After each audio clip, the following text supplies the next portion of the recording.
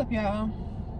I'm back at it again with another video. I really felt like talking today about being your authentic self. So here we go.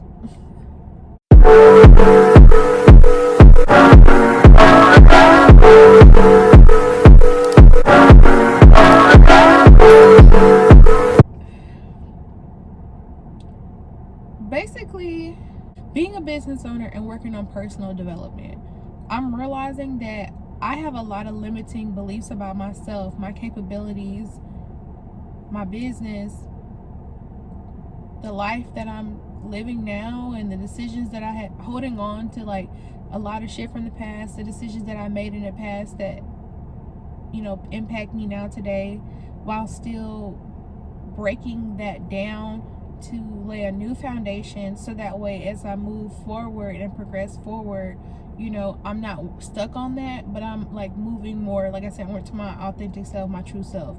And so like I had like a breakdown today because like with my business, for instance, I really been going through it. Like I've been in business about a year, and it's really been kind of rocky for me because it's been a lot of ups and downs, and it's like as soon as I think I'm doing okay, here goes some more shit. And it's just like, I know it's always going to be like that, and that's just a part about being a business owner. If you guys want more videos about that, I would love to discuss, you know, just like what I have learned over the past year, and especially moving forward. But now me coming into myself and learning how to integrate different parts of myself into business, like, well, is this going to be perceived well? This isn't what the popular people are doing. This isn't trending. I'm really not fucking interested in being a carbon copy of anybody. I want to be myself, and I'm going to be myself. Even with just how I dress, even with how I speak, even with what I eat, and who I surround myself with, and who I talk to, and what I read.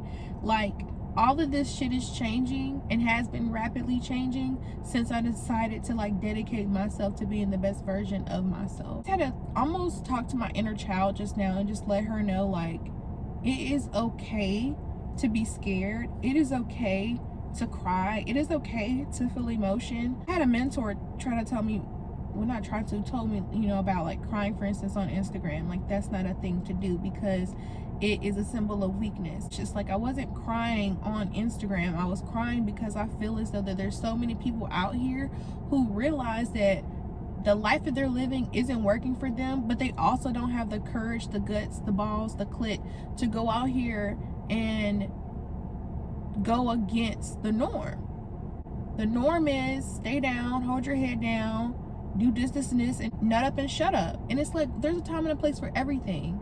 You know, bottling your emotions up, not addressing your wounds, not doing the necessary mental work will literally create the most unstable foundation. And no matter what the fuck you try to build on top of that, everything will come crumbling down.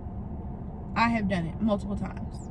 Denying yourself the right to acknowledge yourself and acknowledge that, essentially, like with me, it's nothing to knock my parents, but like my childhood was kind of rocky. You know, like my parents dealt with substance abuse, and I had lived in a split household. My parents were never together while I was alive, and like my parents are old enough like growing up, people thought my parents were my grandparents. Knowing what I know now about, especially tapping into my spirituality, I know that I'm so supported. Even though my angels and God and my ancestors already know, it's like getting that out there to them in itself is like developing trust in spirit, trust in God. It's been one of the most beneficial things that I could do. Sorry, y'all. Most beneficial things that I could do for myself. But I was just crying because I was like, I know that I'm so supported and I feel so alone at the same time. What the fuck? Why do I feel this way? And it was honestly because growing up, like, it just came to me, like, I've always sort of been alone. Even within my friend group, I was different. Even how I showed affection in my friend group, I was different. How I dressed in my friend group, it was different. How I was raised in my friend group, it was different. My parents never listened to the same music that I listened to.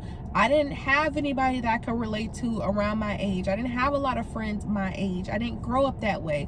I remember even in high school when I told my mom that I wanted to play basketball, my real mom, she was like, why do you want to do that? Everybody plays basketball. I was like, because I like my team. I like the girls that I played with. I genuinely made bonds with those girls. One of the my coach for lacrosse had reached out. She reached out to me and was like, you play basketball. You're a great defender. We need defenders. Come out here and do it. It's okay. We'll teach you how to work a stick. You just need to be able to move your feet, and you know how to do it. So let's fucking go. And I was like, okay, cool.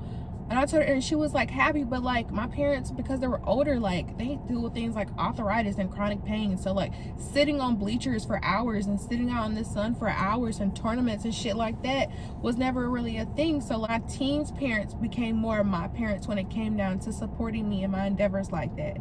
Even like on my basketball team, I didn't give a fuck about basketball. I literally did it for the social aspect and to stay in shape for lacrosse. I realized I was sort of a pushover. Like looking back on it, like girls didn't have faith in me because I didn't have faith in myself. So I was never really supported in that aspect to like grow and develop into a player. And like, for instance, I've been reading this book, Relentless, by, yeah, sorry, I got some stuff on it, but Relentless is such a powerful book by Tim Grover, and I'm just tapping into this new thing of independence. And I've always low-key been codependent on other people and trying to validate myself through other people, and now that I don't give a fuck about doing that, it's like a culture shock to myself. Like I look in the mirror sometimes and I don't recognize myself. I'm just not who I used to be. Since if you're sick and tired of being sick or tired, just know that you're gonna have to go through this, but it's just a part of growing pains. But when you get on the other side of it, you just really realize, like, damn, like this is who I'm really meant to be. Like, damn, like this is what I'm really supposed to look like. Like, damn, this is the life that I'm really supposed to be living. And that's what it's about. Being your authentic self, like that's what the fuck that shit is about. That's really all I had to say. But it was just really on my spirit, because I was just like, it's no way in hell I'm the only person out here feeling this way. So, you know, take it if you do, and if not, it's completely understandable. Take what resonates, and if it doesn't, let it fly. My business is gonna be relaunching soon, so if you guys want to check out, get some lip glosses, you know, get some bath salts, some shit like that, get some CBD tea, some CBD honey to sweet it up a little bit, because it can be a little twang. You know, if you want to detox with the kid, let me know. I'm the plug on that. If I can't tell, a bitch lost like 60 something pounds, okay? I'm feeling myself, honey. I'm showing out.